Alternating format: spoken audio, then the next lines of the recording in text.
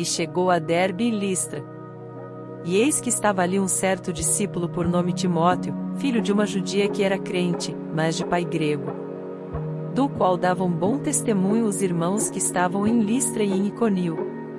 Paulo quis que este fosse com ele, e tomando-o, o circuncidou, por causa dos judeus que estavam naqueles lugares, porque todos sabiam que seu pai era grego. E, quando iam passando pelas cidades, lhes entregavam, para serem observados, os decretos que haviam sido estabelecidos pelos apóstolos e anciãos em Jerusalém. De sorte que as igrejas eram confirmadas na fé, e cada dia cresciam em número. E, passando pela Frígia e pela província da Galácia, foram impedidos pelo Espírito Santo de anunciar a palavra na Ásia. E, quando chegaram a Mísia, intentavam ir para Bitínia, mas o Espírito não lhe permitiu. E, tendo passado por Mísia, desceram a Troade. E Paulo teve de noite uma visão, em que se apresentou um homem da Macedônia, e lhe rogou, dizendo: passa a Macedônia, e ajuda-nos. E, logo depois desta visão, procuramos partir para a Macedônia, concluindo que o Senhor nos chamava para lhes anunciarmos o Evangelho. E, navegando de Troade, fomos correndo em caminho direito para Samotrácia e, no dia seguinte, para Neápolis. E dali para Filipos, que é a primeira cidade desta parte da Macedônia, e é uma colônia, e estivemos alguns dias nesta cidade. E no dia de sábado saímos fora das portas, para a beira do rio, onde se costumava fazer oração, e, assentando-nos, falamos às mulheres que ali se ajuntaram. E uma certa mulher, chamada Lídia, vendedora de púrpura, da cidade de Tiatira, e que servia a Deus, nos ouvia, e o Senhor lhe abriu o coração para que estivesse atenta ao que Paulo dizia.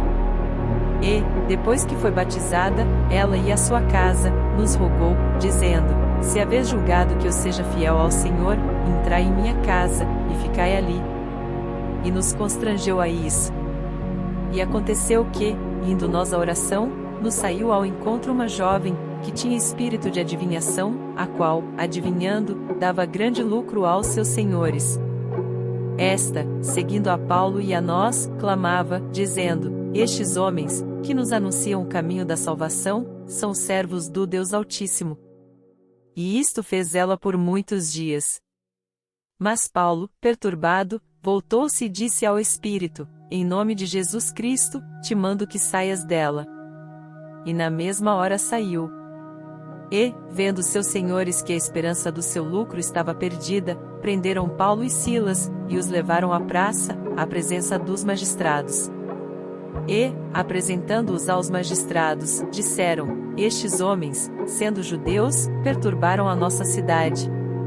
E nos expõem costumes que não nos é lícito receber nem praticar, visto que somos romanos. E a multidão se levantou unida contra eles, e os magistrados, rasgando-lhes as vestes, mandaram açoitá-los com varas. E, havendo-lhes dado muitos açoites, os lançaram na prisão, mandando ao carcereiro que os guardasse com segurança. O qual, tendo recebido tal ordem, os lançou no cárcere interior, e lhes segurou os pés no tronco. E, perto da meia-noite, Paulo e Silas oravam e cantavam hinos a Deus, e os outros presos os escutavam. E de repente sobreveio um tão grande terremoto, que os alicerces do cárcere se moveram, e logo se abriram todas as portas, e foram soltas as prisões de todos. E, acordando o carcereiro, e vendo abertas as portas da prisão, tirou a espada, e quis matar-se, cuidando que os presos já tinham fugido. Mas Paulo clamou com grande voz, dizendo: não te faças nenhum mal, que todos aqui estamos. E, pedindo luz, saltou dentro e, todo trêmulo, se prostrou ante Paulo e Silas. E, tirando-os para fora, disse: senhores, que é necessário que eu faça para me salvar? E eles disseram: crê no Senhor Jesus Cristo e serás salvo, tu e a tua casa. E lhe pregavam a palavra do Senhor, e a todos os que estavam em sua casa. E, tomando-os ele consigo naquela mesma hora da noite, lavou-lhes os vergões, e logo foi batizado, ele e todos os seus. E, levando-os à sua casa, lhes pôs a mesa, e, na sua crença em Deus, alegrou-se com toda a sua casa. E, sendo já dia, os magistrados mandaram quadrilheiros, dizendo: soltai aqueles homens. E o carcereiro anunciou a Paulo estas palavras, dizendo: os magistrados mandaram que vos soltasse, agora, pois, saí e ide em paz. Mas Paulo replicou: açoitaram-nos publicamente, sem sermos condenados, sendo homens romanos, nos lançaram na prisão, e agora encobertamente nos lançam fora? Não será assim, mas venham eles mesmos e tirem-nos para fora. E os quadrilheiros foram dizer aos magistrados estas palavras, e eles temeram, ouvindo que eram romanos. E, vindo, lhes dirigiram súplicas, e, tirando-os para fora, lhes pediram que saíssem da cidade. E, saindo da prisão, entraram em casa de Lídia e, vendo os irmãos, os confortaram, e depois partiram.